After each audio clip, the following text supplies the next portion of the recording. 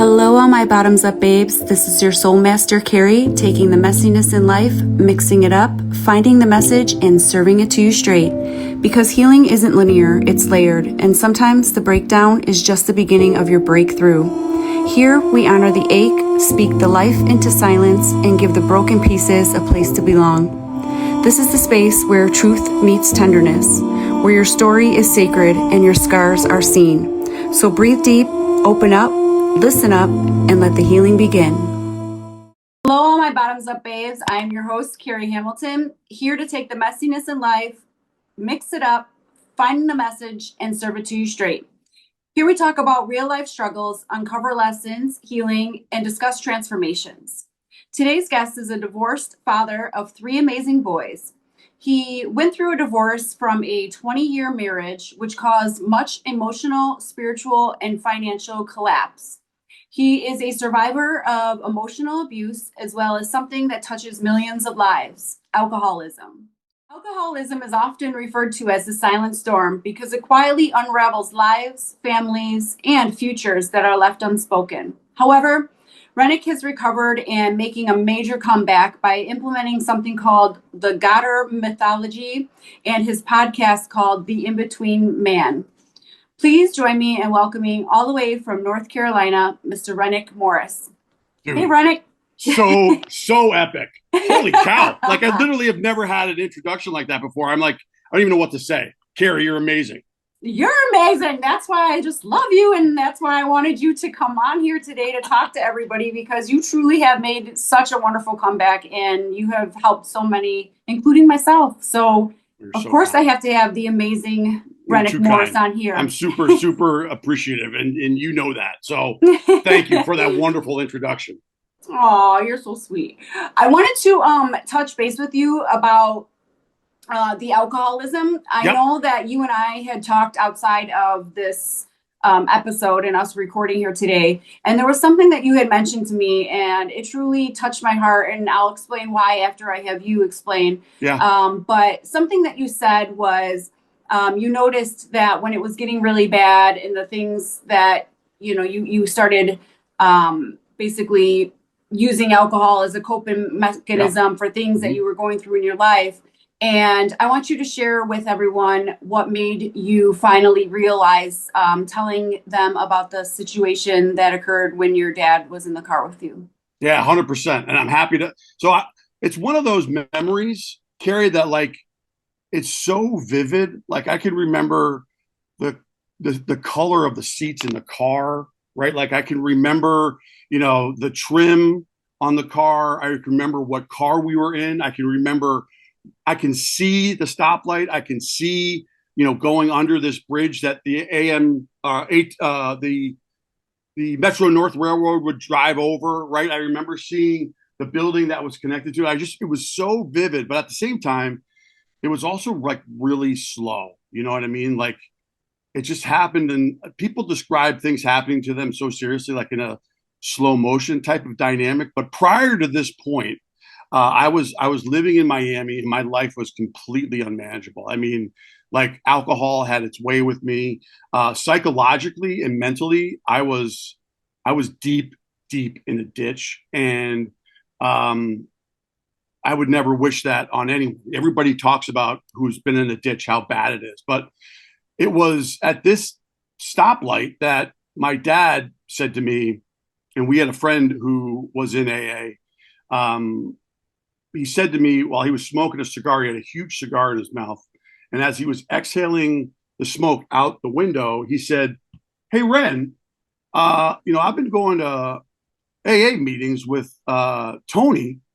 And I got to tell you, it's just been absolutely incredible. I feel like I'm on a cloud 9. And you know what? I want you to know that I love you very much." Right. And so here I am at this stoplight. My dad is finally saying to me for the first time in my entire life, when I wish that he would say it to me every time I saw him, that he actually loved me. And I was like, holy shit. And I got really emotional and I started crying, but not like bawling, like like the tears were welling up, right? And so I looked at my dad while he's smoking the cigar, and he looked at me, and he had a tear running down his face. And I knew from that day forward that I was going to, if my dad, who at the time who I think was, 58 years old, Mm. could go to a AA meeting and be on a cloud nine, that I could too, right? And then that day, we drove back home, and I flew on a plane and went back to Miami, and I started my first AA meeting in the Miami Heart Institute on Miami Beach, and I've been sober ever since. That's awesome. That's amazing. It's And the crazy. reason why I wanted to share that with you is because, as you know, for myself personally, and even in the life coaching field, that is the one thing that anyone that is suffering from any sort of addiction, whether it's alcohol, drugs, even prostitution, Right. sexual type Sure. things, the one thing that they say that they wish someone had given them or said to them or done, or even I've had people say, I just wanted someone's loving hands to just Right. wrap me and just Right. I say, just wanted to be hugged. yes, like you are so loved, or you are amazing, or just you're worth it, something in that nature. And it was like just someone to feel some sort of Totally. worthiness for me or validation of it was like a light switch to say, oh my God, like that was what I needed to like almost kickstart me and let me know my true worth and value. And that's what I try to tell people all the time is we get so lost and caught up in the mental aspect of people that degrade us, demean us, do evil things to us. And Mm-hmm. once you realize that the reason they do those things is actually something inside of themselves, it's Right. not actually you personally that Right. you are a bad person or you're whatever fill in the blank that they say or Right. do. Once you realize like, oh my God, I devalued myself and I lost my own worth and value, to Right. have someone say that to you and realize that it was true meaningful words, it's like that changes your whole world around. And that's why I wanted you to share that, because it really is that spur of the moment that you're like, whoa, you know, I, it was an eye opener for myself as well as you, No, it was a total eye opener. And there comes a time, I think, in everybody's journey wherein you've either done one or two things. You've either had enough of trying to manage the unmanageable, which my life Mhm. was. I mean, not only physically but mentally. Um, and either you stay down that path and you continue to be miserable, you continue to keep hurting people, probably not even knowing why, because you're so selfish and you're so self-centered. At least I was. That like you are just going to be like a plow, just plowing through everybody's life, and Yeah. everybody else is the problem. And then when you realize, or at least when I realized that I was the problem and that I was the one that needed real help, then I was willing to raise my hand and say, I can't do this. I need help. Will someone please help me? And when I walked into my first 12-step meeting, my first AA meeting, I raised my hand and people came running, and from that day forward, I've been working on it ever since. And through the grace of God, like I haven't had to pick up a drink, don't want to pick up a drink. And listen, I've had hundreds of different excuses to pick one up, but I know enough to know that if I consume any mind altering substance, Yeah. marijuana, nitrous, whatever you want it to be, like it's going to awake this dragon inside of me where Hmm. I become an absolute selfish, self-centered asshole, and I do not care about anyone's feelings. How much I just become everything that I don't want to be.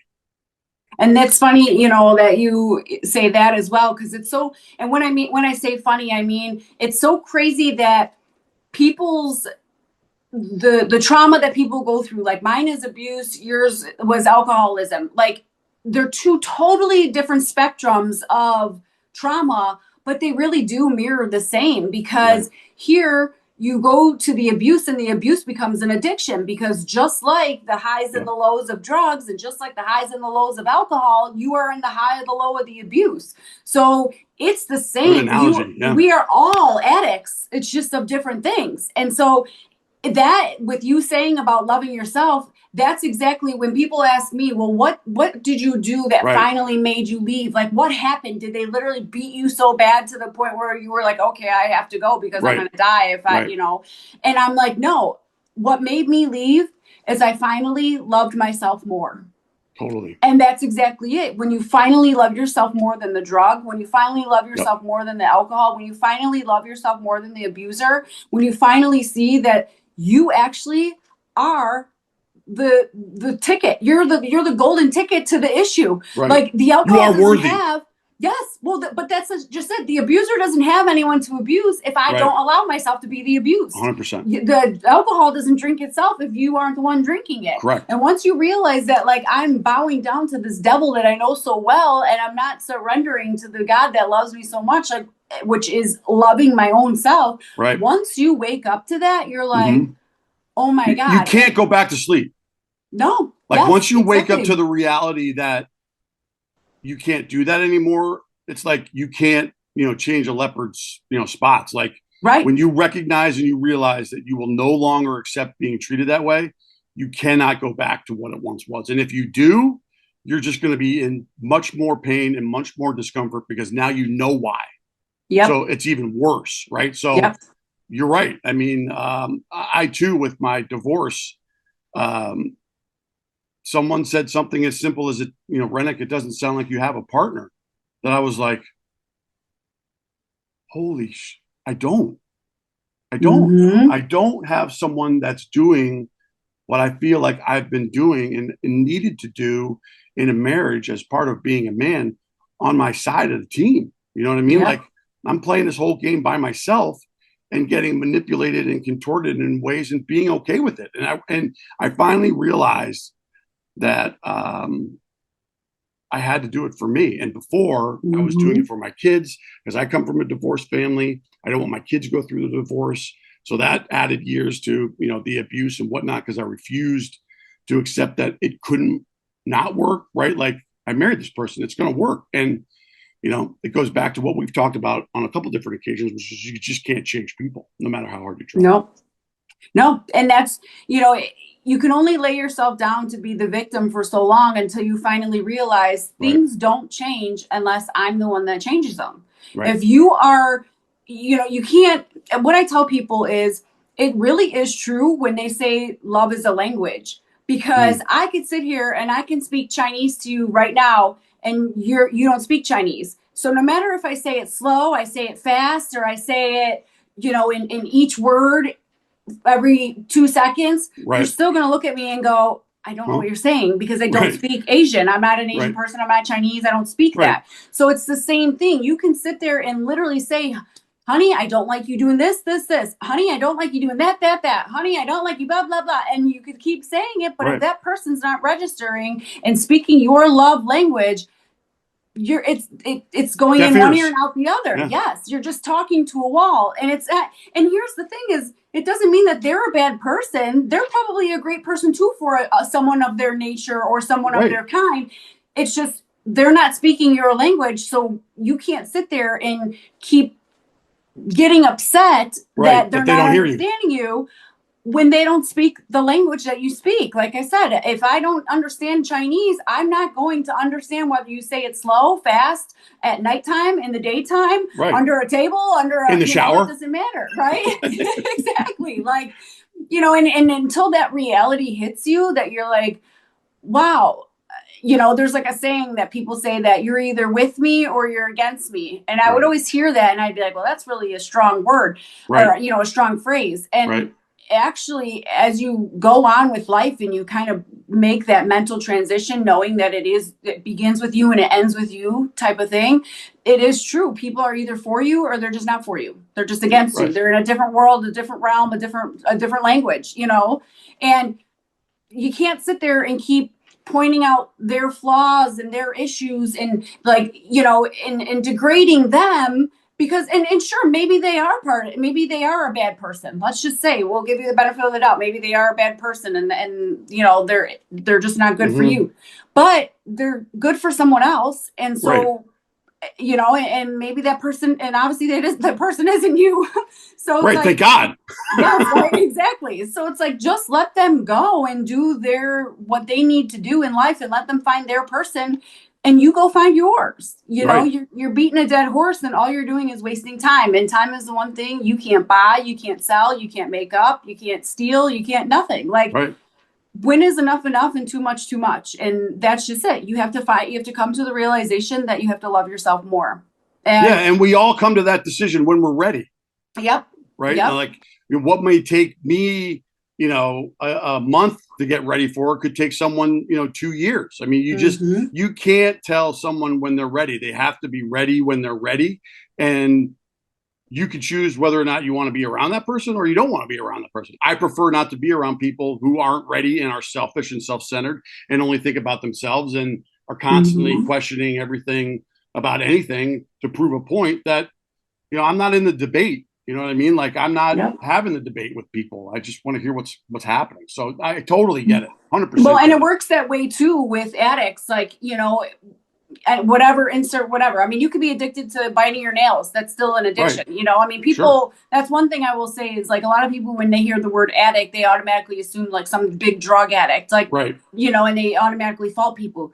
You can be an addict of anything. Have you ever seen that like weird, crazy addiction? People like will like eat their couch or something. There's like a Yeah. Or TV like eat show. like drywall. Dry like that stuff. Exactly. It's like there's people out there that do that stuff. But Yeah. where I'm getting at with it is that they aren't, an addict isn't going to stop doing whatever it is that they're doing until they're physically ready. That's why you Right. see so many people relapse, and so you have these parents that keep throwing their kids in these drug rehabs, and Oh then my they're God. mad when they Yeah. relapse because they're not ready. They didn't come to the conclusion of loving themselves more to give up that vice that they're coping, whatever it is deep down inside, that they need to pull that root out of. There's Right. something in there, that is bothering them. And for anyone that's out there listening, the one thing for me that it took me a bit to understand is, here I went in to see a therapist because I knew, to be honest, I was dying. So I came to the Right. point where I said,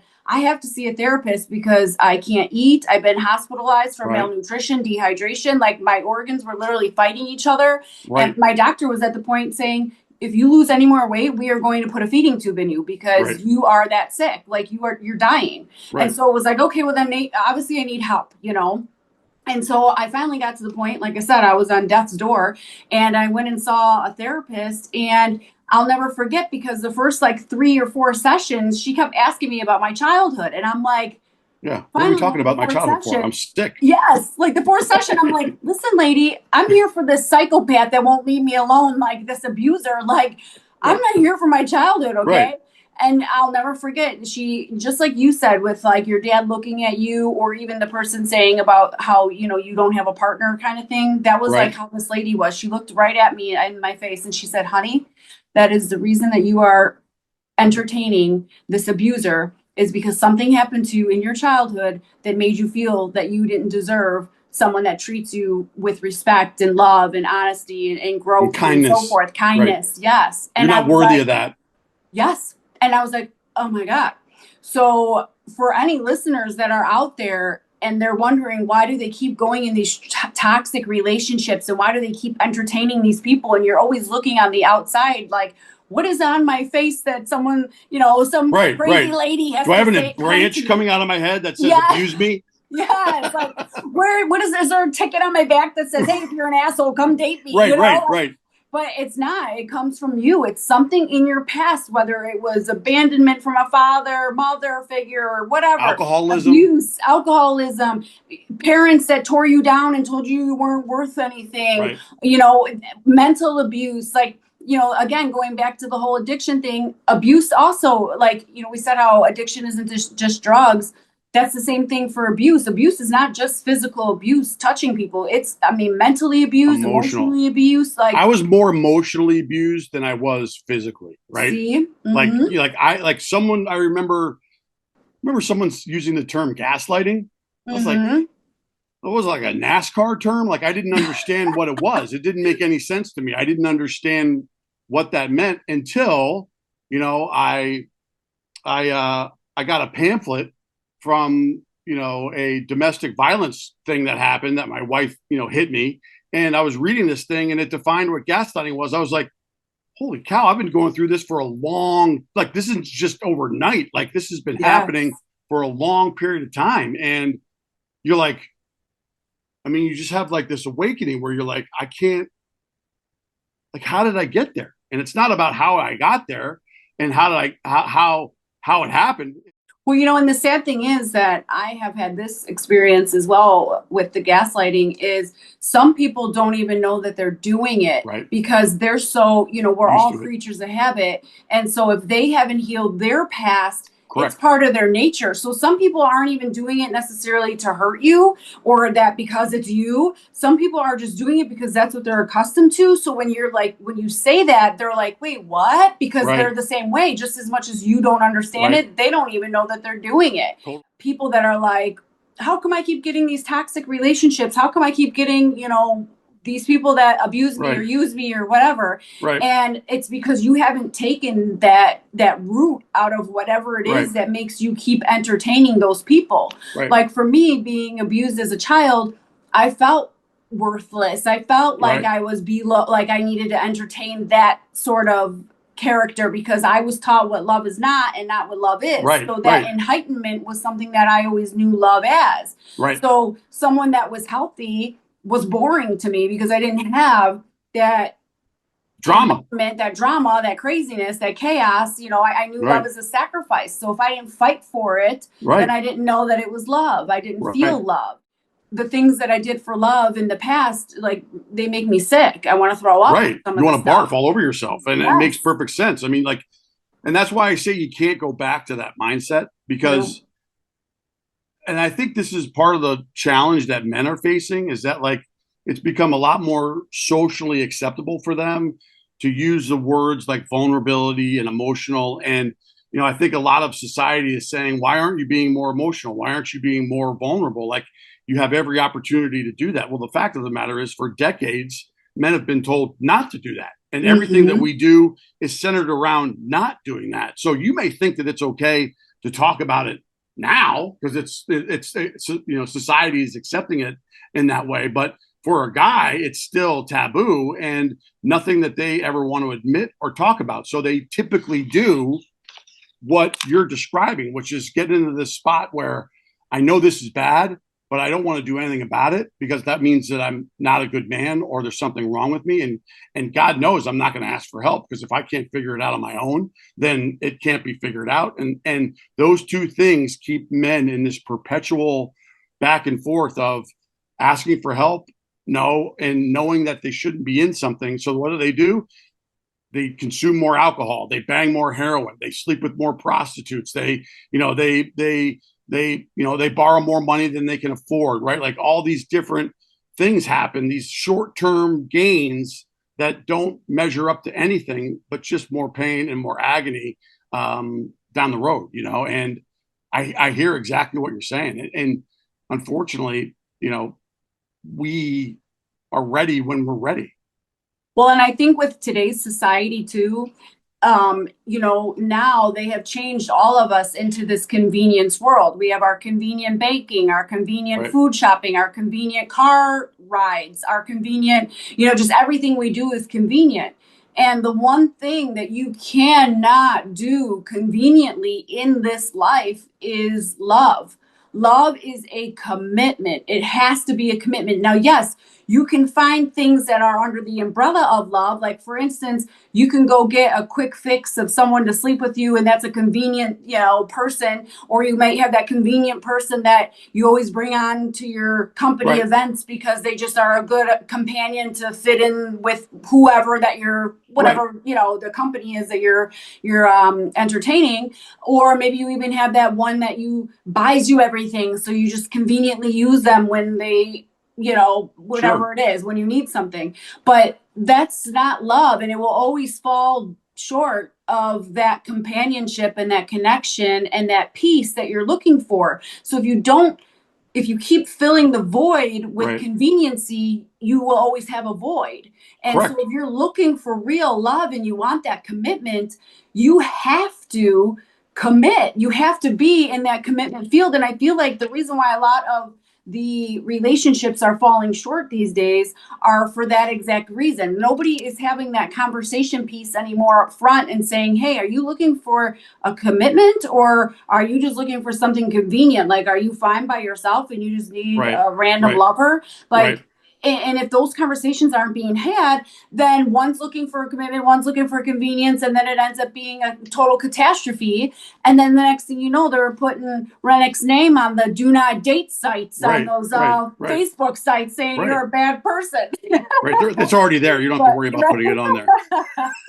but, No, but you I know think what I what mean? what you're saying is, you know, dating today and relationships today is really a transactional type of dynamic where, you know, one sex will say, I deserve all of this, and it's part of your job to provide it to me, and that's what you need to give me. And the other side is saying, I don't know if that's necessarily true, or I need something a little bit more than just providing you with external gifts, right? Like Mm-hmm. I can bring more to the table than just that. Do you want more than that?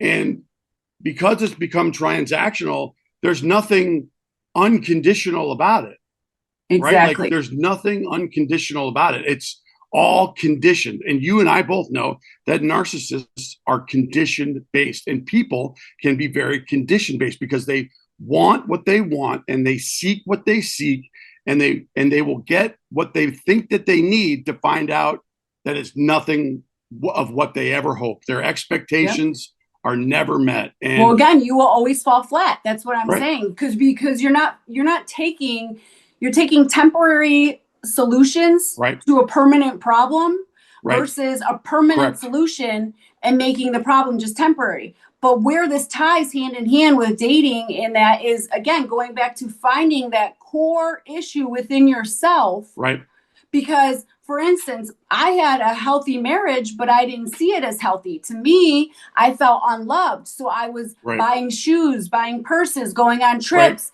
another car, a bigger house. I was taking temporary things and filling that right. dopamine fix because I Yep. didn't feel that with my ex-husband, because he was healthy and I knew love is unhealthy. Right. So I needed some kind of fix all the time to Right. make me feel loved. And that's just it. If you don't fix that internal root issue, you will constantly seek outside. Love is internal. Right. External is that's not love. Those are desires. And Correct. everyone has desires. We're all desiring to be a better person, to have a better this, to be a better that. Those are all desires. But if you don't fix the core issue, you're just going to keep entertaining the bits of desires and you're never going to be fulfilled.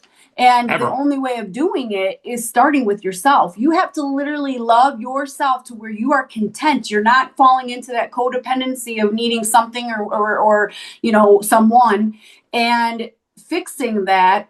And then being alone, seeing what fills you, go on trips by yourself, eat dinners on your own, take yourself out to date, Right. go on, runs or whatever by yourself, Walks. go running, go walk, go in nature, go find your physical self, because you'll be amazed. Go do the random shit. Like, for instance, my grandma was like a huge knitter and like sewer, and I always Right. be like, yeah, that's something old ladies do.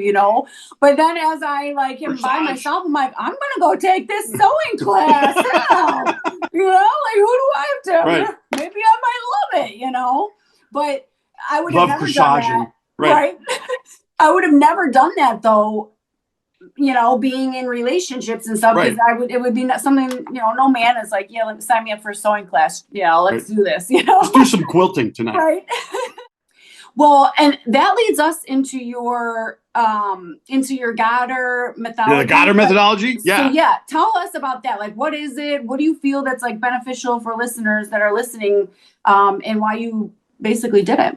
Yeah. So I put this together really for myself, because I can identify with it, and also for men, because what I realized during my divorce, right, that, you know, my experience with being a divorce was really isolation, right? I was in recovery, so I had people that I could lean on, but I isolated. You know, I refused to even look at dynamics that at the time I might have, right? So I think a lot of men today are in relationships and dynamics that they may not even realize are unhealthy, and convince themselves to say, well, that's part of the deal. Why, when I got married, like to your point about, you know, like I have to work hard, I have to sacrifice, I have to do more work, I have to provide more finances, like all these types of things. And so this methodology, the Goddard methodology, is really basically simple, and it's the Goddard methodology was developed to support men who have endured common or significant mental health challenges, or men who are facing intense personal or professional pressure that makes it difficult for them to manage their daily responsibilities. And so it's really a very simple approach that can help someone, a man in particular, identify with help what their part may be in the process, right? Like this is all about accountability and saying to yourself, like, where is my part in this, as opposed to pointing the finger, right? Because if I'm constantly pointing the finger, you know, I have what, three more pointing back at me. Like if I'm always calling everybody else out, then I'm not really always accepting what's going on with me. And most men will do that and blame everybody else, but or know that they're hurting and don't know why. And it puts them in a spin that is, you know, can be very tragic. And then at the same time too, you know, men don't ask for help. And this is the kind of thing that, you know, it's okay to ask for help. It's okay to say, I don't know. Like, it's okay to say, this hurts really bad. Like, I didn't know that I could do that. I knew it the day my father told me that he loved me, because I never thought that he would. And so over the years, I've recognized that when you can accept that I have a part in it, and I know that I have a part in it, and I take accountability for it, then I can see what I'm accountable for, and whether or not my anger is based on you or is it based on me, right? And so it builds a foundation that you can use long after any coaching that you could do, you know, down the road. It's like one of those things that once you learn how to do it, you can never not learn it. You know what I mean? And I think, like, sorry, I didn't mean to interrupt you. I think too with men, they are, you know, they were always raised to, you know, say you're in a baseball game and you get hurt, like, don't, just leave it alone. Don't cry. Don't, you know, stuff it down, stuff your feelings down. And so now, you know, and as men had grown, they had found their worthiness for what they could produce or what they could provide. Correct. And unfortunately, there's not so good women out there, and they knew that. So then they used and abused that, because they knew that the guy wants to give, because in his mind, that's stating his worth and his value. And the girl's going, take, you know, and doesn't give a damn about the guy. And so, and then the guy wakes up one day and he's like, hey, I did everything I was supposed to do, and why am I living in a tent? Yes. You know what I mean? Like, how did I get here? And you know, this is not what I signed up for. This is not what I thought was going to happen. And a lot of what the Goddard methodology is, it's talking about acknowledging that there are aspects of our traditional male value system that doesn't allow us to be emotional, right? Like that it lacks emotional and or spiritual substance. And then questioning, does that apply to me? Or can I relate and understand that some of those societal, cultural, personal things that I've put on myself through my parents and my father teaching me, are those realistic expectations, right? Am I really supposed to be like Clint Eastwood and not express any emotion and just shoot you in the face when I'm upset? Like, no. Like, you're allowed to be upset. You're allowed to be angry. You're allowed to be frustrated. You're allowed to be sad. You're allowed to be hurt. And like, for men to hear that, like, most men don't. I mean, most men, because they feel that they're most men would rather kill themselves than to admit that failure. And that is what I'm hoping that I can day by day help men understand that they don't need to feel that way if they don't want to, right? Like this is, but this isn't, this is something that the individual has to be willing to do, right? Like if the individual isn't willing to see that they have a part in any of the process, then none of what I can offer has any value because you've already shut down Right. the You already ability. have. You're saying that it's an unsolvable problem, and I've learned that when people are in enough pain, when men are in enough pain, they either finally admit that they need help and it's substantial, or it doesn't have to be that substantial, or they do the worst thing that you can do, which is, drive yourself off a cliff. And we have too much of that now in today's society than we ever have had. And, if I could do anything to help change that, I'm gonna. Well, and that's just, I know I shared this with you before too, is, when I got to my end point, when I literally was in the dark, Right. people say, oh, suicide is selfish, or suicide is, Right. didn't you appreciate this or that, or, whatever. And yes, my kids were what kept me here. My Right. job was what kept me here. My Right. work was what kept me here. I did appreciate all of that. And that is exactly why I'm still standing every single day. But when the darkness overcomes all that and when it literally consumes you, you now look at yourself as more of an inconvenience because you're like, I don't want my kids. I want them to remember me as the loving mom I always was to them, not Right. this miserable, horrible, crying every day psychopath. Right. Like, because I'm so stressed out Right. over everything that I'm going through. Like, Right. so now you're like, I just want to take myself out of the equation because I Right. don't want them to feel the misery that I'm feeling. So it's not even that they were the reason that kept you moving and kept you going. Right. And it wasn't until I was in my darkest times that I literally was exactly that. I craved death because death to me It's was the final. peace. It was the Right. peace that I Right. was craving. And 100%.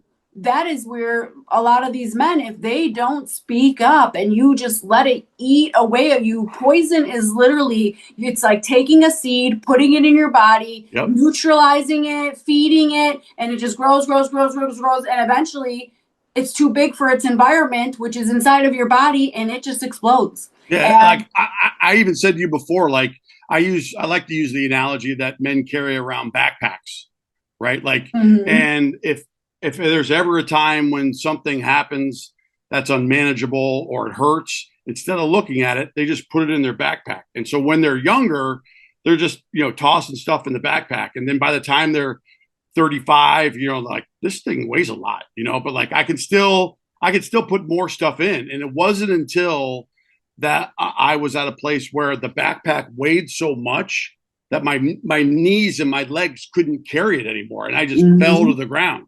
And if I didn't look at what was in that backpack, I would never be able to walk again, right? And that's really what happens to men. We will endure a heavy, heavy, heavy load to avoid admitting that we need help and or that we have any emotional trauma or problems or anything like that. And it's a terrible place to be. But on this topic of suicide, it's a terrible conversation. But like I was ready to do it, but the one thing that stopped me from doing it was like I can't imagine my kids coming into my bedroom and seeing my brain splattered all over the back of the floor and have to actually clean that up. Like I could not be okay. I could not be okay with having them see that or know that I did that. And so it compelled me to say, I'll take the other way. And the other way was, and I've shared this analogy with you before, that I was in so much emotional pain. I felt like a burn victim. Like you've burned your finger, you burn your leg, right? You burn your arm. It hurts, even if nothing else on your body is burnt. But if your entire body is burnt, like you can't move, you can't get comfortable. Something itches. You're constantly in discomfort. And I felt like that for a really, really, really long time. And to be honest with you, I didn't know when it was going to end. I just had people tell me that had gone through it that it will, and that you just got to keep going, and I didn't want to keep going because it hurt so much, but I listened to what people told me to do, and I did it, and I eventually punched through the other side. But to your point about convenience, right? Like we live in a world where we have Chat GPT. We live in a world where we have Google. We live in a world where we have Google Maps. We live in a world with GPS. We live in a world where we can use our credit cards to get a soda or a good humor ice cream bar, right? Like everything is convenient. When it comes to dynamics like this, there is nothing convenient about it, right? Mm-hmm. Like you can't make that pain go away unless you're willing to compromise yourself, right? Like it's one of those things that, and I think I shared this with you before, is that like Carl Jung talks about, a famous psychiatrist talks about, there's a necessary suffering that happens to every human being. It has to happen. And the suffering isn't like you did this wrong, you need to go be punished in your room and suffer what you did wrong. The suffering is enduring the fact that these things take a long time to go through, and you may not know how long it will take, but you know that it will end because you've seen other people around you that it has ended, and you just believe that it will get better. And that takes a long time to work through, and it's uncomfortable. And most people refuse to do it because it is hard, but it's not impossible. I mean, there's plenty of people that have done it. You've done it. I've done it, right? Like we're perfect examples of what long-term solutions look like. And they are the unknown. They are, I need to have some faith in something other than myself or not. But I trust in what other people are telling me. I'm around people that love me unconditionally. And I believe that I can get better because I've seen other people do it. And it takes, that's a lot for men to wrap their mind around when they've just been told to suck it up. And they've been sucking it up since the day their dad told them, stop crying on the wrestling mat because you're acting like a pussy. And my kids aren't pussies, right? Like, so, it's more than just one or two things. It's a deep founded, rooted scenario that over time, you can chip away at and see results. I always said it's like a word search. Like it's like a mystery word search. Totally. It's a mystery word search with you and God. It's like, okay, you have all these letters, right? So, or in your case, a backpack filled with chaos, okay?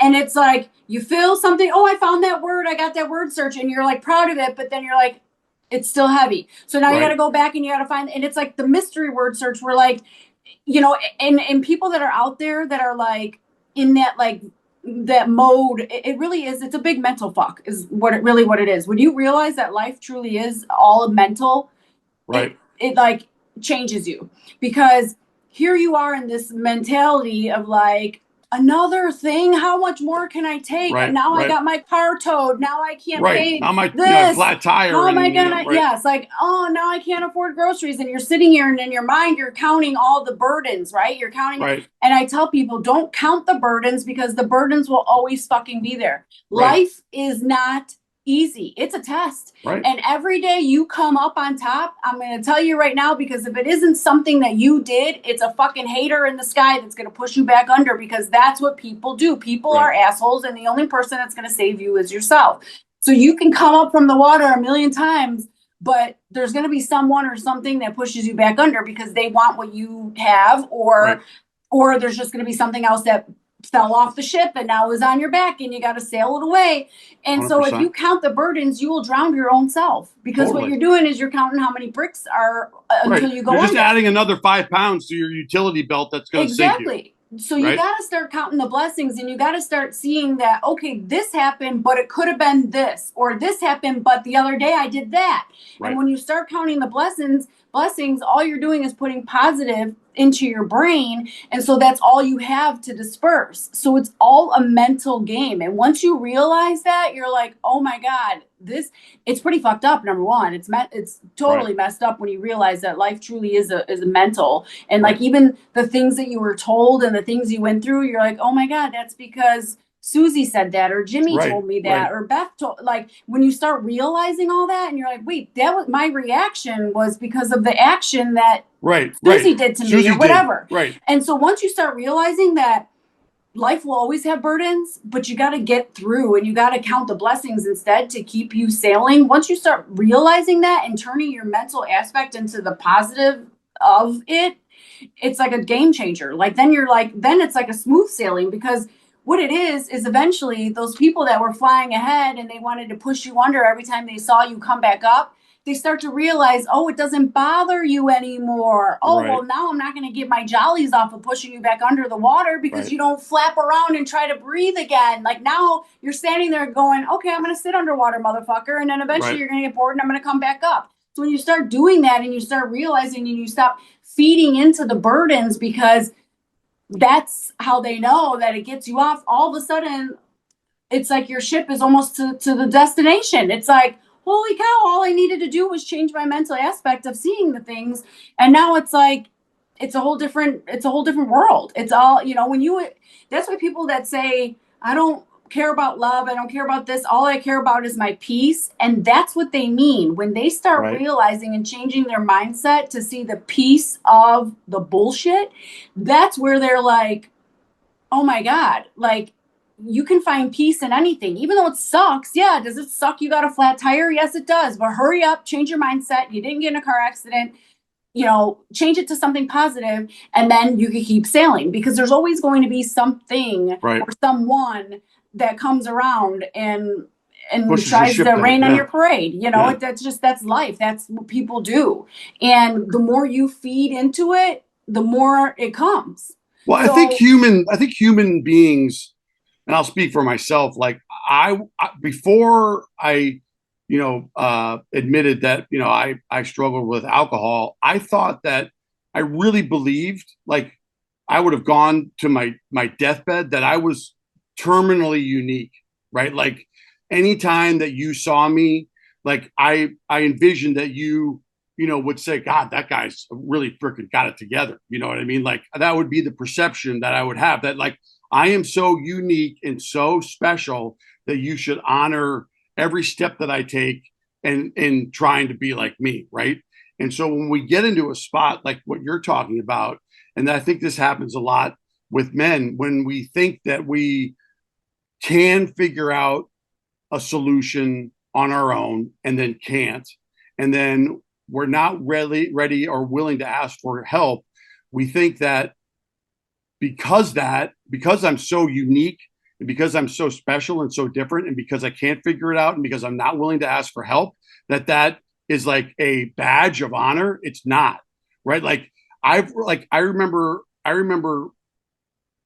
doing a lot of things that I swore I'd never tell anyone. I mean, like swore I would never tell anyone. And when I was able to share them with somebody, thinking and believing that I would be judged and persecuted and looked down upon, and have that person say to me, yeah, there's a reason there's a name for that. Like a lot of other people do that too, and I thought that for a long time that no one else did what I did, and quite the opposite. A lot of people are weird and do a lot of weird things like I did, when I didn't know, or when I believed that I was more unique than I am. And I think one of the greatest level setting things for me is to just remember that I'm just another kind of like dude out there. I'm not a superstar. I'm not an actor. I'm not a superhero. I'm not any of that stuff. I'm an average Joe who goes through life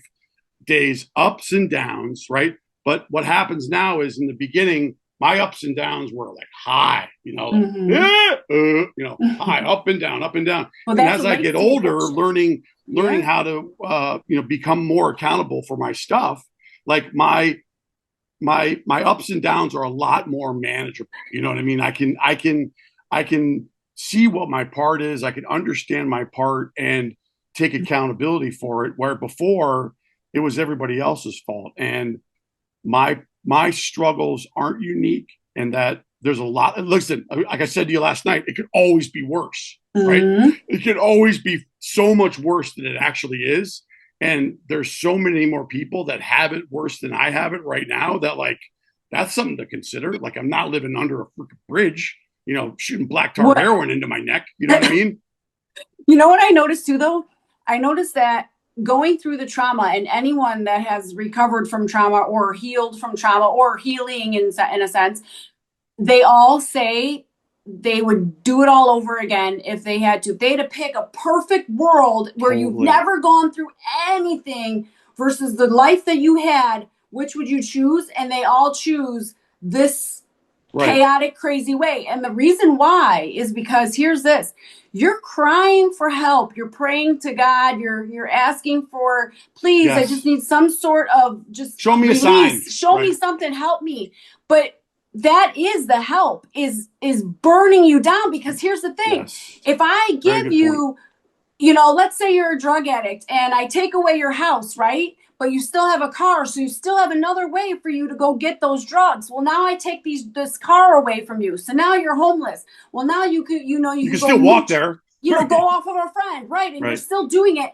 The things are being taken away, not to destroy you, to discover you, right? To discover the love and the shit you're praying for. Right. But you're not realizing it because you're bowing again to the devil that and not surrendering to the God you're praying to. And that's the whole point of it, is that did it suck going through the abuse and the craziness and the chaos and literally facing death, fighting for my own life? Yes, it was crazy. It was chaotic. But I would never value people. I would never value my worth. I would never entertain. I'd always be late. Yes. Right. I'm telling you, I would literally, the meaning of love, like for me, loyalty was huge for me, because I only knew, like I said, I only knew love as a sacrifice. So then when people stepped up to the plate and actually showed me that loving care, I sacrificed my shit for them. So I knew that loyalty was something for me. But not everyone's loyal, and not everyone will sacrifice shit for you. And so when you're sitting here giving that loving heart that you crave for forever, like I still to this day would die for a loving man, an unconditional loving man that didn't have conditions for me. And do I crave that? Yes, I do. But I now know my worth and value, that I'm not going to go beg for that. I'm going to wait until that person shows me that. I'm not going to go look for it. I'm going to wait for it to come to me. And that's just it. You go through those traumatic situations to discover you. And it isn't until that clicks in your head, all these things that keep happening to you, it's to fucking save you. Right. I mean, like, you're right. I mean, yes. I don't know if anybody can identify with this, but I usually learn what the right thing is after doing it wrong. We remember the things that were traumatic, emotionally, physically. That's why men who have been sexually assaulted at a young age by whoever, pedophiles or whatnot, like we think that that's our fault. We think that we did something wrong, and it's the farthest from the truth. You're a victim. You were taken advantage of. You were put in a position that no one thought you would be in, and it's not your fault, right? But that's not what they say to themselves, and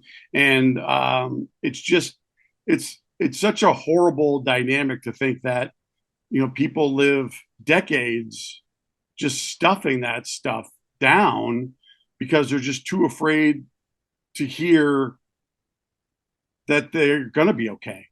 Right. Right. Well, and most of them use sexual encounters to have validation for themselves. Right. So most of them have multiple partners, or, and they give their body because that's what they knew of, like you said, sacrifice. That's how they felt validated or whatever. Yes. Right. Yes. And it's not like that. It's someone, love is from within. A person doesn't love you for your how you are, you know, Right. for the intimate part. Sure, of course you need that chemistry and connection, but I'm just saying Right. that they're not saying that's why they love you is based off of that. You know what I Right. mean? I know exactly what you're saying. And, you know, that's why marriage is hard. You know what I mean? Like you're with the same person for a really long time. You know, women have kids and they're like, I don't want to have sex every night. I'm fucking tired, you know, and like guys got to understand that. And some of them don't. And, you know, like there are dynamics that make it harder for us to, you know, collaborate together, especially if our entire foundation of our relationship was built on, I think she's really hot, or like, you know, she does things to me that are really kinky that no one else has done for me before. That's a true sign of love, right? Like that shit gets tired after a while, and you know, after you get it done 100 times, like you're asking yourself, what do I got? Well, again, but Renick, that is desire because you're looking external. Right. And that's even women and men that cheat. They're not going to something better. They're going to entertain their desire. Correct. Because they lost that desire with you because you're tired now, or you know what I mean, or you're not home, you're working all the time, whatever it is. Right. But it will always fall flat because you're just filling a void. That's what you're selfish, doing. Right? Right. You're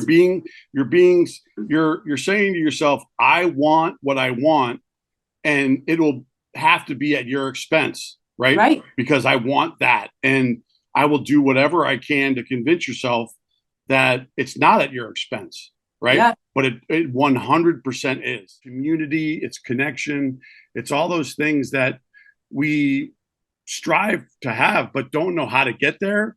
And we get lost in the madness. And I know I can say for myself that, you know, if it wasn't screwed down, I stole it. If I didn't get what I want, I hurt you to get it. And I didn't care what the consequences were. And it left me in a place where I was isolated, alone by myself. I couldn't ask for help. And I finally had to do something for me. And, you know, thankfully it's worked out the way that it's supposed to work out. But I know that that's not my primary purpose, is to be selfish and self-centered. It's really kind of the opposite. And to your point, it's simple, right? Like it's the instructions are simple. It's what complicates it is everyone else, right? Like it's just really simple to just be kind. Like I remember going into a church basement for an AA meeting, and the pastor that we were renting the room from, you know, he had his collar on and everything, and he was in the kitchen where I was emptying out the coffee because that was my job to make coffee that night. And I was like, "What's up, Father?" And he was like, nothing's going on. I was like, "What's a good word today?" And he was like, "Help thy neighbor." And I was like, "Whoa, he's right. Just be kind.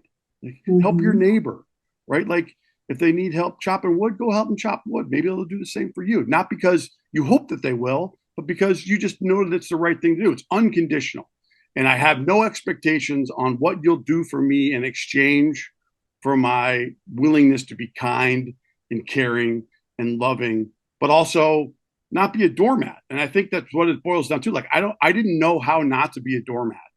And it's okay. Right. It's okay to say, I'm not going to do that.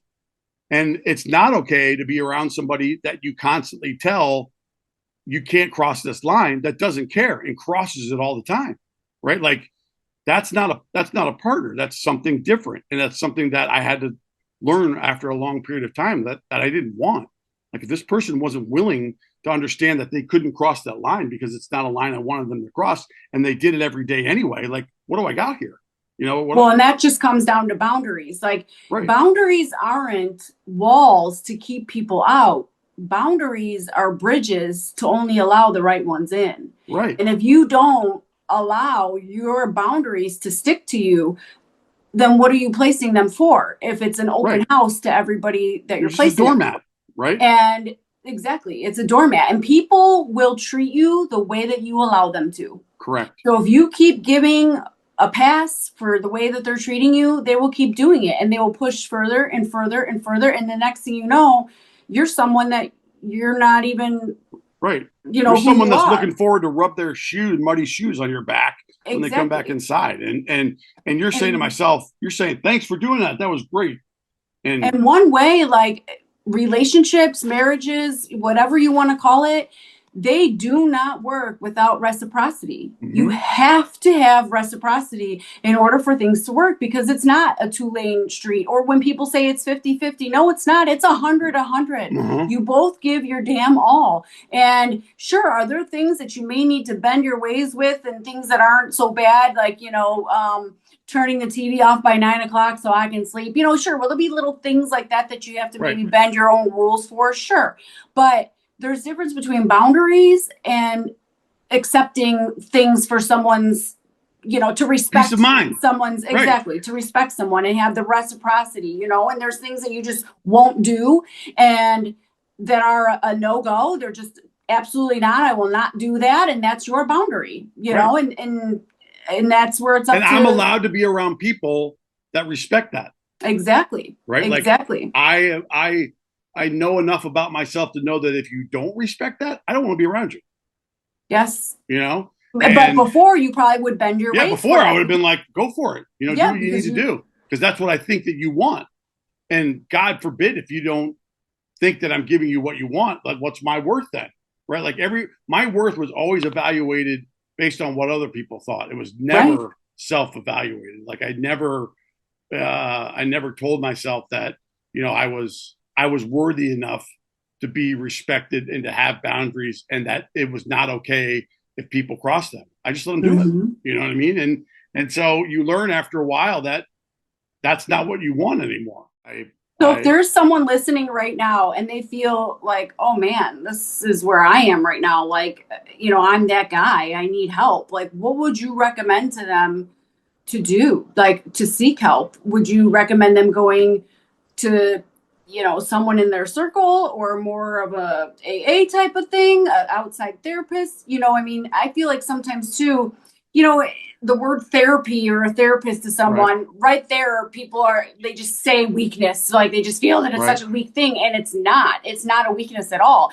I highly suggest, I think even just normal everyday people should go see therapists, because it's someone outside of your circle. You don't want to really talk or confide in so many people inside of your circle, because they're part of your life, and not necessarily an issue, but they're part of who you are. Right. So I think to answer your question, I believe that each one of us has, at least one person that they can be completely, naked in front of, not physically, but like, I can't do this anymore. Right. Like that could be a priest. It could be a rabbi. It could be your best friend. It could be your parent. It could be your sister.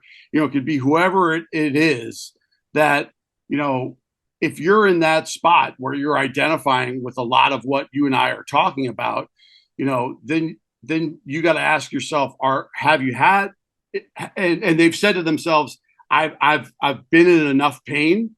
Like I no longer need to do this anymore.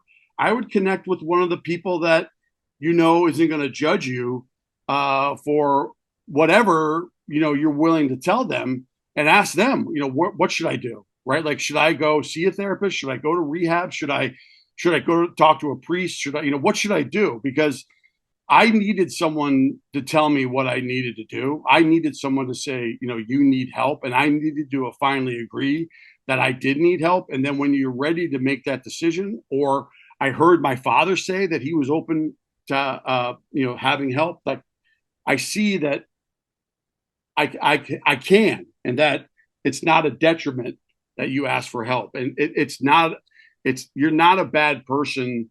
You're actually probably really normal if you can identify with some or even a little bit of what we're talking about. And if you want help, I think deep down inside, everyone has an idea of where they can go. And if they don't, then they could, email you, they could email me, they could, leave a comment on a video, whatever it happens to be. Like, there are plenty of people out there that are willing to help. That's what's crazy. There's plenty of people out there that are willing to help. You just got to find the right one. And you got to believe that you're not terminally unique, right? Like, and that it's actually a part of our DNA, in my opinion, that learning how to ask for help is more manly than not.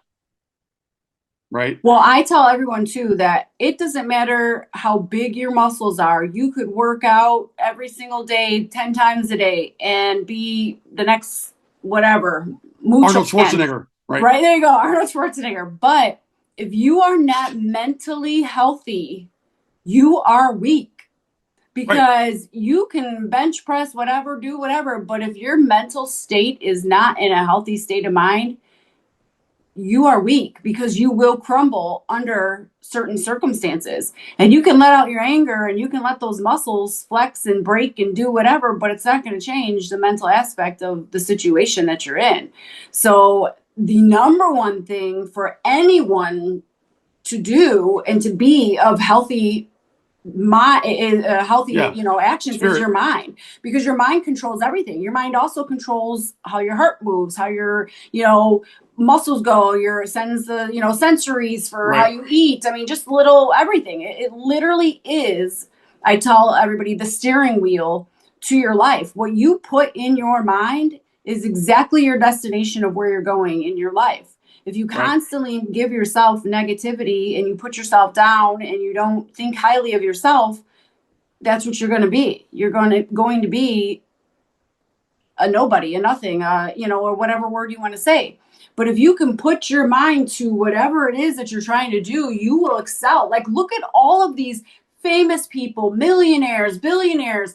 Some of them don't even have degrees because right.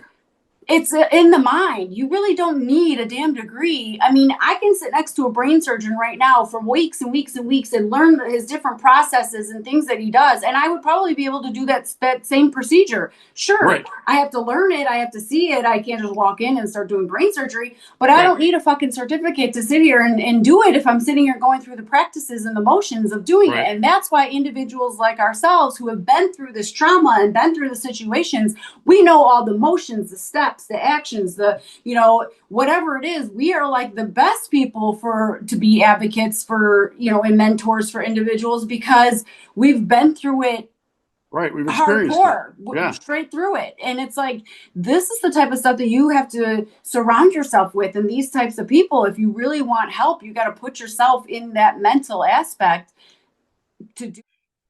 Listen, I knew innately when I was ready to say I've had enough. Like Mhm. I knew I was ready, and I needed someone to point me in the right direction. Like I needed someone to say, you just need to go there. Like I couldn't figure out anything. Like I couldn't say to myself, I just need to be better today. Like I couldn't do that. I was so broken, you know what I mean? Like I'm in a ditch that no matter whatever positive thing you tried to spin my way, I just wouldn't believe it. Like I was that broken.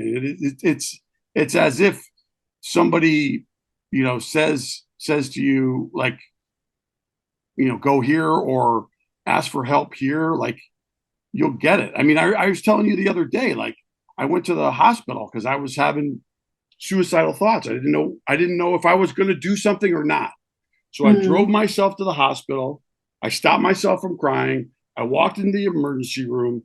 I was seeing other people in the emergency room, and I sat down to the lady who asked me how I could help her. And I said this. I said, I don't know if I am going to hurt myself. Can you help me? And she looked me dead in the face and said, I'm really glad that you're here. And then I just exploded, right? Like Yeah. that's enough to get help, right? Like you can do that. Like, and that's what I Yeah. did. And I got the help that I needed when I went to the emergency room. Like it doesn't have to be, this big, like, E equals MC squared thing, or like the light burning bush has to come. It's just as much as asking for help when you're struggling. And, Mhm. like the emergency room's a good place to do that. Right. That's why they're there. It's an That's why emergency. You know what I they're mean? So like, I think that you'll find a way when you're ready. I believe that. And Yes. if you don't, then, you know, then maybe you're just not ready. I don't know. Like everybody's different, and whatnot. But I know I can say beyond a shadow of doubt that I know what it's like to feel any type of pain that makes you isolated and alone and vulnerable and busted up, and that, you know, it it's hard. It's a hard thing to do, but it's this necessary. Well, the thing too suffering. is, grief is love, just in another form. And why people feel they want to feel loved is because they're grieving something that they lost, or what they want. So they're grieving the love, the nurturing that they maybe see other people, or they're grieving a physical loss, a person, or they're grieving a relationship, whatever it is. But that grief is eating away at them, where they need to feel the love. Right. The same form of the grief that they're entertaining, they need to feel it in a loved form, in a compassion form. And that's just it. You get to the point where you realize that you're grieving, and you got to love yourself. You have to fill, if you're emptying the cup, you got to fill it too. Otherwise you're going to be completely empty. And that's just basically it. Let's talk about your website. So can you tell the listeners what your website is and what it's about? It's pretty simple. So the website is obviously www.thein-betweenman.com, and it'll have a breakdown of the Goddard methodology on there. It'll have some photos of who I am and what I'm not. Like, I don't claim to be. I have a psychology degree, but I'm not a certified psychiatrist.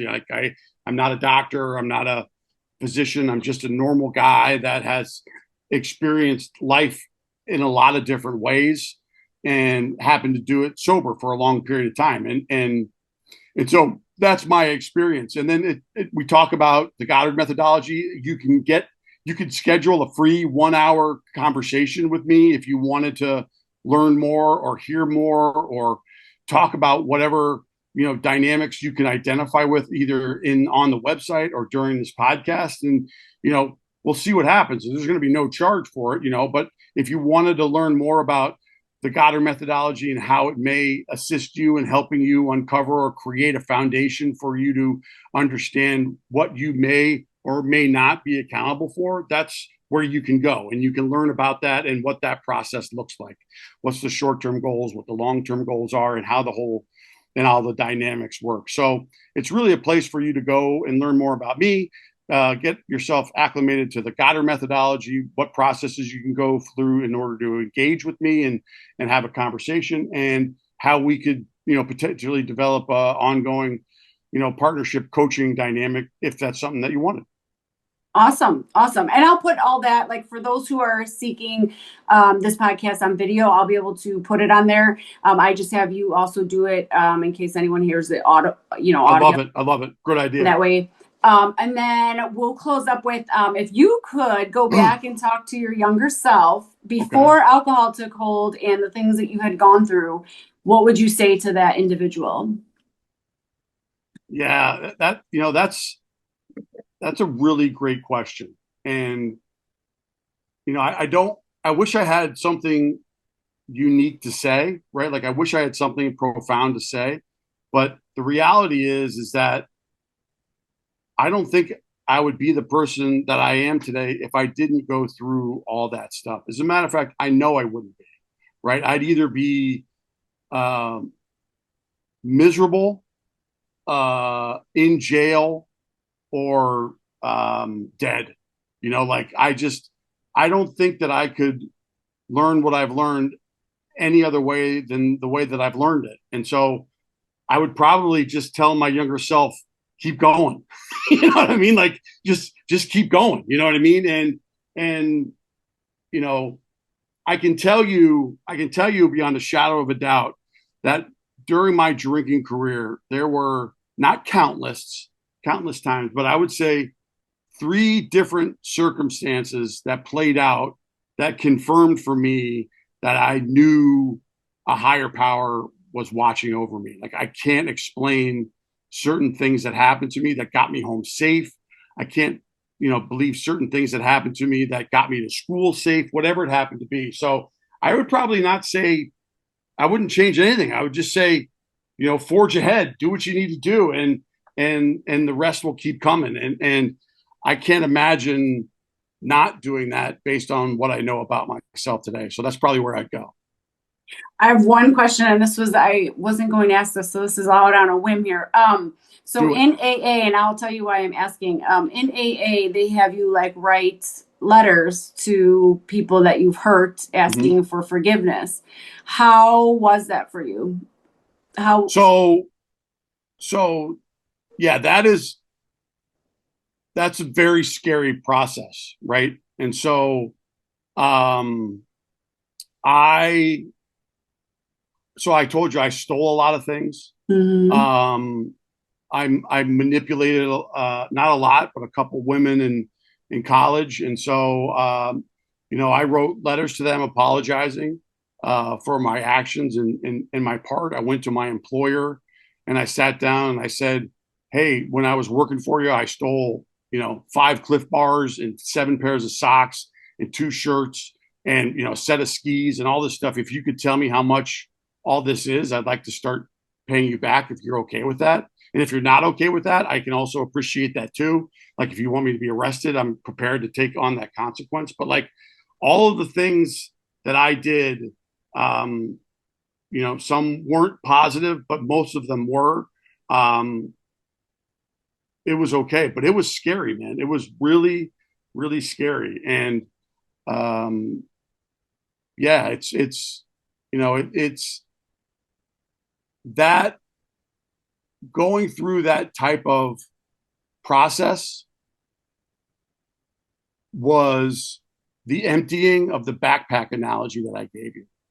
That's what it did for me. And when I did that, and I was prepared to accept any consequence of my action for any harms that I had done, I was levitating off the ground. And I knew beyond a shadow of a doubt that the higher power that I thought existed and took care of me early on was absolutely a thing at that moment. Like that was like, I would call that sort of like confirmation that I was loved unconditionally by a higher power and by God himself. And so, yeah, it's not fun. It's not what you want to do. I wouldn't recommend, going out and doing it, but I had someone who told me what I needed to do and how to do it. And I bit through the bullet and did it. And again, I came out just a better human being and the person I know God wants me to be.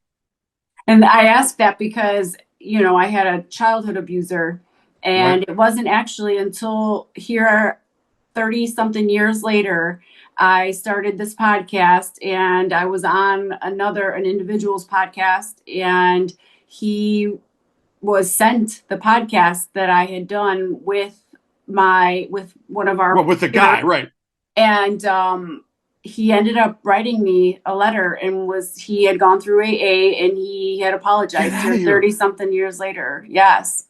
And no way. Mm-hmm. How was that experience for you when you heard it? Well, see, for me, going through my trauma, I had to go through forgiveness, because you can't move on from situations until you forgive. Right. So for me, I had already forgiven him, even though there was nothing, that I never. There was no formal forgiveness ceremony, right? Exactly. So when he had sent it to me after seeing that podcast, it was crazy, because I felt like, the first day I got it, I broke down in tears. And it's mainly because I felt like I had been yearning for this, but I never asked for that forgiveness. You know what I mean? And it wasn't until, and here it had affected my entire life. And it wasn't until my recent adult abuse and stuff that I went through therapy. So it was literally after all the chaos, and that's when he sent it. So my criminal court case was just ended this last December of 2024. And he had just sent this I'd say February or March of this year, maybe even April of this year. So just recently that he saw the podcast and ended up sending me an apology letter. And I took a day to think about it, but then I ended up writing him back, and I basically said, I could read my response. It's pretty quick, but I basically just said, what did he say? Did he admit to you what he did wrong?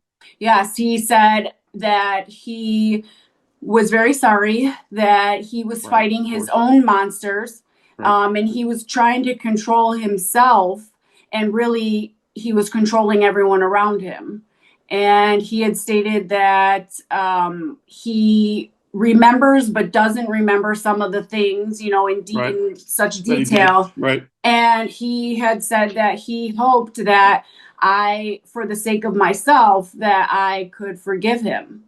And so even in my letter back, I said to him that, I had already forgiven you because I needed to heal myself. I needed to do it for myself. Yeah. But now I said, thank you for giving me the words that now I can match to the absence of words that I had made for myself for the forgiveness.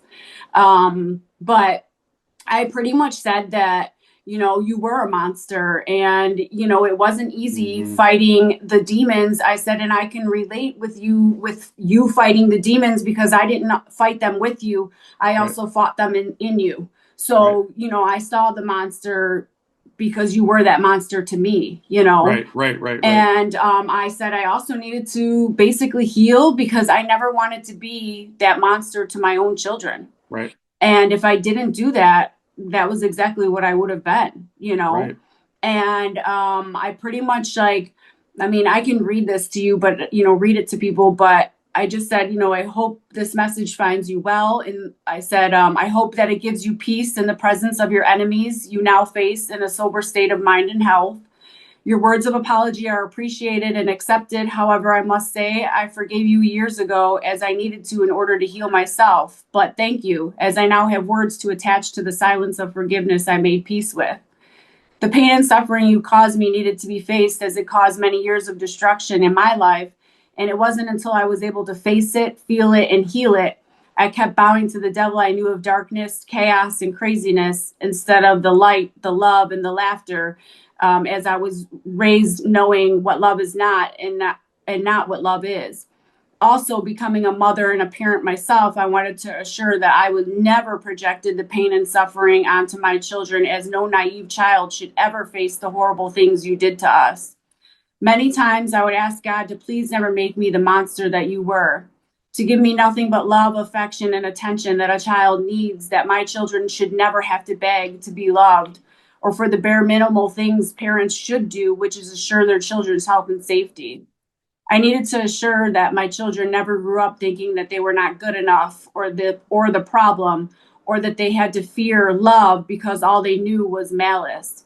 I asked God for love, not only for myself, but my children, and also to help others who are fighting the deep internal wounds that cause destruction in their lives and all those around them, rather than becoming the monster I once feared. God does just that. He works through others. This is why I have chosen to share my story publicly, not for pity, not for attention or malice or anyone. It's for love, light, and for healing. We all face demons in our lives, and I believe it because our souls are the end prize. Our soul is what gives us life, both internally in our human bodies and eternally as our spirits pass. We all have the gift that we were given, which is the gift of free will, to choose if we want to allow the darkness, the destruction, and the addictive spirit by continuing to bow to the devil we know so well from generational trauma, by coping with masking with substances, or if we want to choose to heal and embrace love, light, and peace by praising the God we never truly knew. For what it's worth, I'm proud of you. I'm sure you haven't heard those words much because you've numbed and projected your pain for so long, making it the weight of others instead of your own. However, I hope they resonate with you a little more coming from me, one who has faced the devil in you and with you. And now, proud that you chose the light of the Lord just as I have, despite the darkness we knew and entertained mentally, emotionally, physically, and spiritually. As you stated in your message, you're reaping the repercussions of your behaviors, as I too have from my own trauma. The biggest lessons we usually have are the hardest losses. And possibly this is why I could relate to your message in many ways. Again, thank you for your words and best wishes on your healing and sobriety journey. Peace be with you and God bless. So that is what I wrote back to him for. Wow. And that's why I ask you, because hearing it from someone, you're on the other side, even though you're not my abuser, No. But what you got to experience So it's definitely different. Like to your point, like you had to you either were going to stay angry or you had to Mhm. forgive, right? And so you learned over time how to forgive, and you did, right? And Mhm. then you grew again more personally. And you're saying that this guy sent this. When was the last time you talked to him before he sent you that letter? 30 plus years ago. Get the fuck out of here. Mhm. So yeah, that is, dude, that But is for people listening, no, the but that reason I is share so that, that is so that is exactly that's exactly what we're talking about here. You know what I Mhm. mean?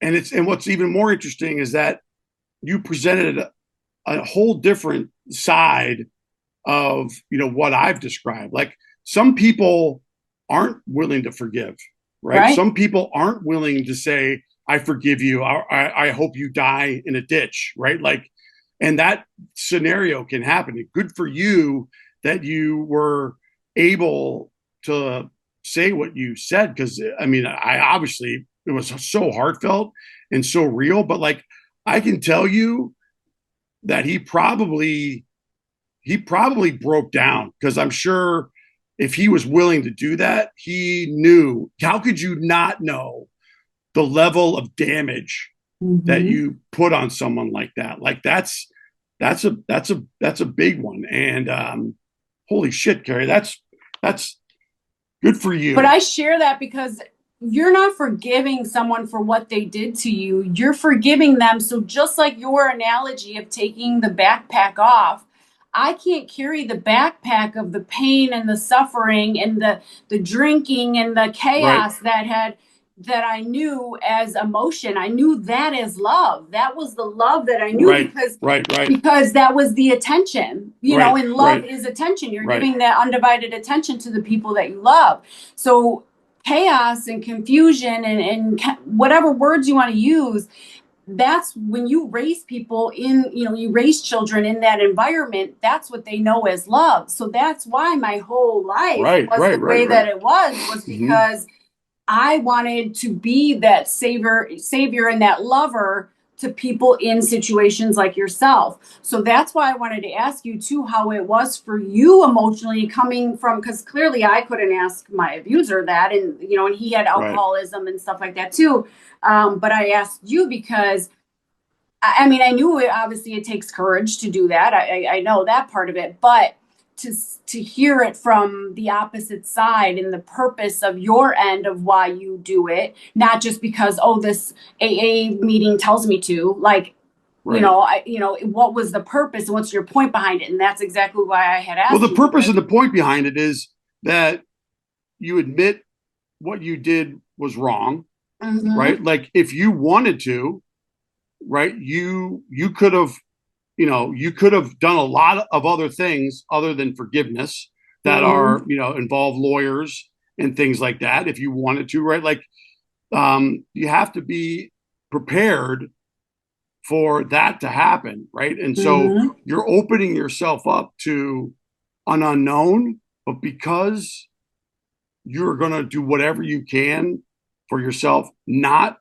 to drink again. Like, it's that kind of thing where it's literally the example that I used about, it's removing, like, that type of rock in someone's backpack is probably 50 pounds. Mhm. So for him, not knowing the guy and getting this unconditional love and forgiveness that he got from you, after you clearly have stated that what he did to you had such a profound impact over 30 years of your life or not Mhm. longer, like, that's a big freaking deal, right? Like, it's Mhm. it's confirmation. It's more confirmation for me that there's a loving God, Jesus, whoever out there that is watching over us, because that stuff just doesn't happen on its own. Like, you have to be Right. willing, you have to believe that you'll be taken care of, you have to accept that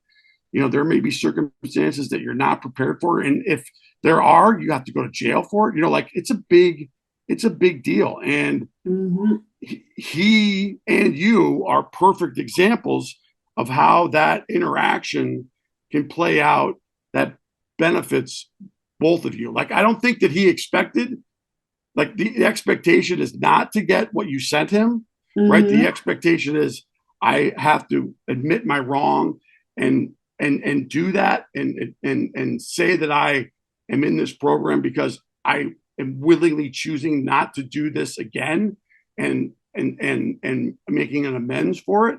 Right. So you're acknowledging that what you did was wrong and you'll never want to do that again, because that could be something that if he does again, he could drink all over. You know what I mean? Right. And so it's a level of freedom that I don't know if I could describe. It's just like, it's just this, it's, you know what it is? It's pure, unconditional grace, right? Like that's exactly what it is. And when it can be shared in the way that you shared it and done in the way that he did it, knowing that what he did wrong, it's profound, right? Like I'm sure it was profound for you. I'm sure it was profound for him, but it's two separate examples of how people can punch through the other side, right? Yes. Well, even with all this, like Charlie Kirk stuff and how like she on the, on TV was like, I forgive him, because it's not, you realize that people's actions are not your consequences. They are their consequences. Right. And so you can hold on to the resentment and the pain and the suffering that someone had caused you.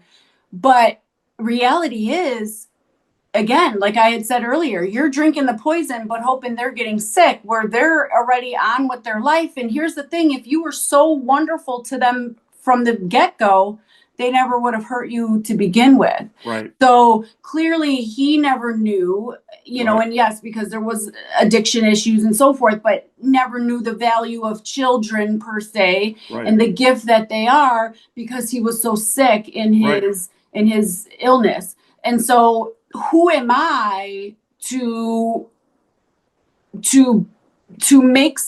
call out the wrongdoings of someone who's sick?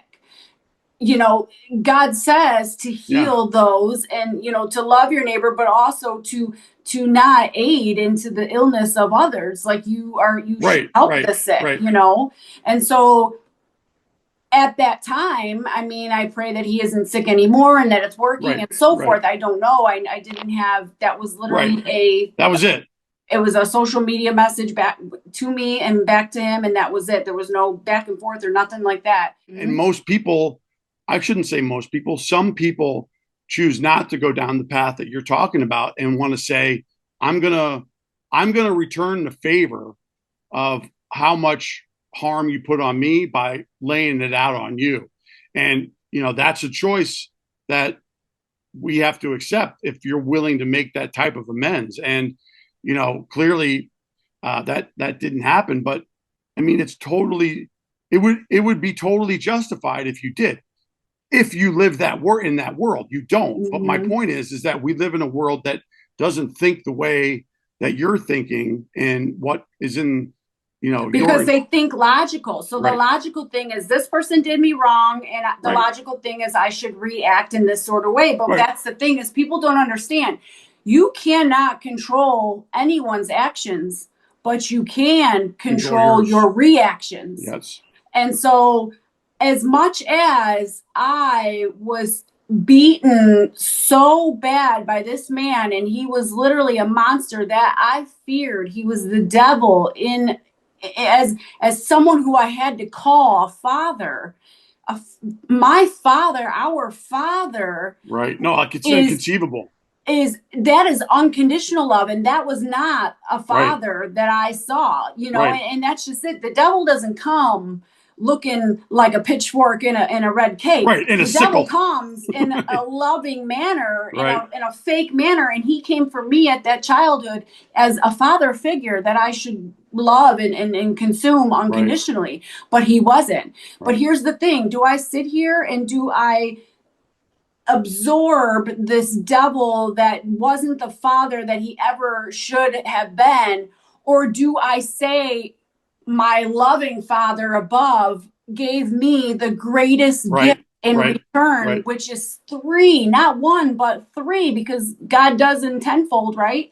Gave me 3 loving, beautiful children that I needed to show the love that I never got for. Sure. And so I needed to have that forgiveness. I needed to lift that burden, because I can't let that illness that he had consume me anymore. You can't transfer that pain, right? Like you can't transfer that. Yeah. Exactly. And who are my kids are just the same kid that I was, this little naive, innocent human being. And who am I to do such wrongdoings to them? Right. You can't. You have to. There's got to be a point where you say you can't lay down and be the victim anymore. But there's people that do. Yes. Kerie. I mean, exactly, there's people. The reality is that most people won't take exactly what you're talking about. Because when people hear forgiveness, they think I have to bypass or give them a free pass to what they did to me. No way. No.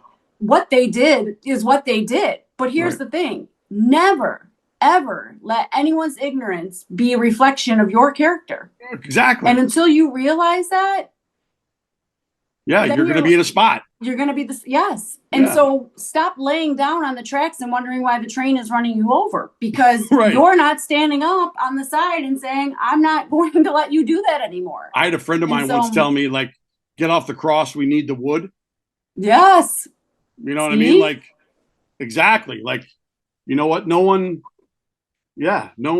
don't stop taking yourself so seriously. Like you just. Well, and that's why people go to substance abuse, because they can't face that forgiveness. So rather they would just mask it and just, and keep doing it. And let me tell you, I mean, I was that person. Look, I entertained all of that. And it took until 2 years ago and 30 years later for my childhood abuser to say that they're sorry. And it was almost, like I said, it was so ironic. Like, it's so, God works in such mysterious ways. When they say it's God's plan, it's God's freaking plan. Because I'll tell you what, had he done that 20 years ago, you wouldn't have been able to hear it. Right. My words would probably not have been nice. I agree. They would have totally been agree. like, take a hike, buddy. Right. You know, like, you see that foot, stick it as far up your that you can. You know what I mean? Like, but now, and I mean, and I had kids then too, you know, but I was still in that loop of not knowing my worth, my value, and who I was as a person. So it's crazy that God now, at the other side of my,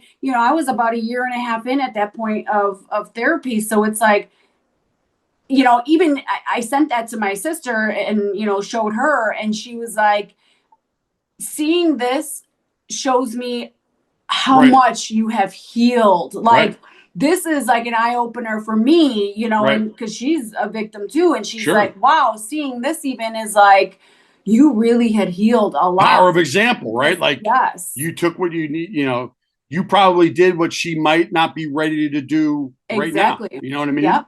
And that's what, that's what we're really talking about here, is just trying to do the next you right gotta thing. Take accountability, but that's just it. There's even though I didn't ask him to come beat me, I'm a little naive child and so forth, I needed to take accountability. And what the accountability was allowing it to play the mental aspect it did in my mind to let me know and level my own worth, value, the way I handle, just situations and so forth. Yes, I didn't ask for that, but where my accountability is my reaction to it and how I decided 100%. To let that play in my mind of who I was, and that's what people need to realize. Like I said, it's all in the mental. Once you face that part of the mental health in your mind and you realize, wait a minute, what they did wasn't right, but it's not right that I'm entertaining it anymore and giving it a free rental space in my mind and in my But like thoughts and how you didn't I learn that overnight though. You know what I Right. mean? Like Oh, absolutely not. it took you 2 years a in. long time Yes. for you to come to that, decision. And that also speaks about what we're talking about too. Like having this personal understanding, requires time. And it happens when it's supposed to happen. And to your Yeah. point, it happened at a time when you were working on dynamics that allowed you to have this grace and ability to not scorn when you had every opportunity to. You know what I mean? Yeah. Like you just didn't do it. I mean, it's confirmation that for me that it's working. Something's Yeah. working. You know what I mean? Yeah. Like, and the great part about what you're talking about, and I think what we're talking about is that like it's not just for me. It's not just for you. Right. It's for whoever wants it, right? Yes. And this can happen, right? And all you have to be is either in enough pain or willing to try something different and see what happens, because Yes. what's been working so far might not be working. You know what I Yep. mean? Yep. And so that's Well, that's and the thing I'm is, glad you shared that with me. That's awesome. well, I shared it with you too because I wanted you to exactly like have hope that people will come around. Like it may not be, it's not going to be on your timing, but you know what? When you were abusing me and using alcohol and that wasn't Right. on my timing either. You know what I Right. mean? Right. And vice versa for your endures. You know what I mean? And so it's like, and what I learned too is no matter what karma I want to give someone, real karma and God will do way more than Right. I ever possibly could. Right. So in my mind, it's like, I'm being silent, I'm suffering, but who am I doing that for? Not Right. myself. You know what I mean? Yeah.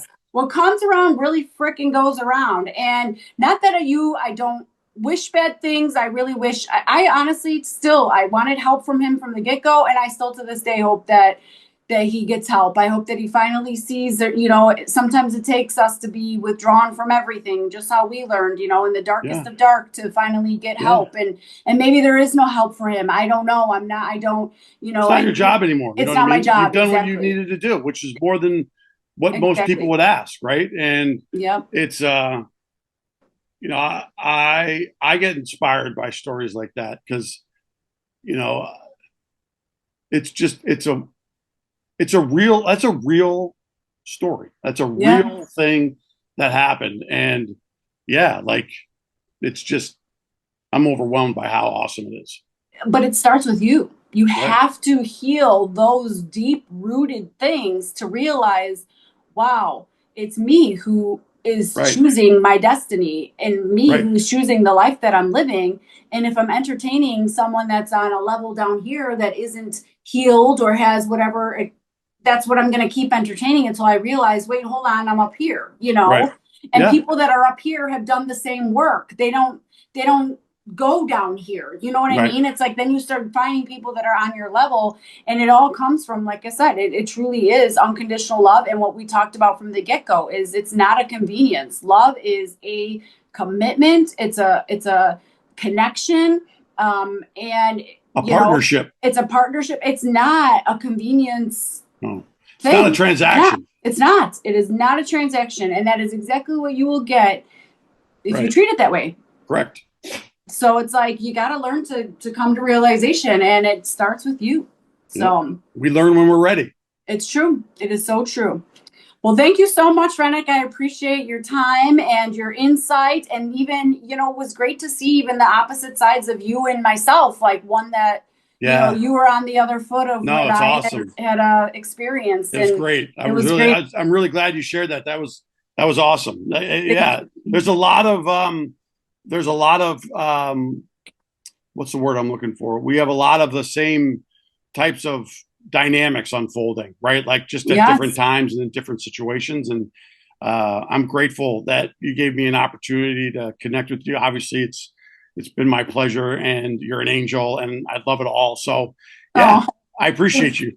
Thank you so much, Renick. I appreciate you too. Thank you for joining us in this powerful conversation. Today we were reminded that alcoholism doesn't just affect the person bringing it and battling it. It ripples through families, relationships, and generations. But we also saw that healing is possible and forgiveness can be a bridge to freedom. If you're struggling with addiction or love someone who is, know that you are not alone and that hope and change are always within reach. Until next time, keep choosing grace, keep choosing healing, and remember, your story can become someone else's testimony. Much love, and thanks so much for joining Bottoms Up.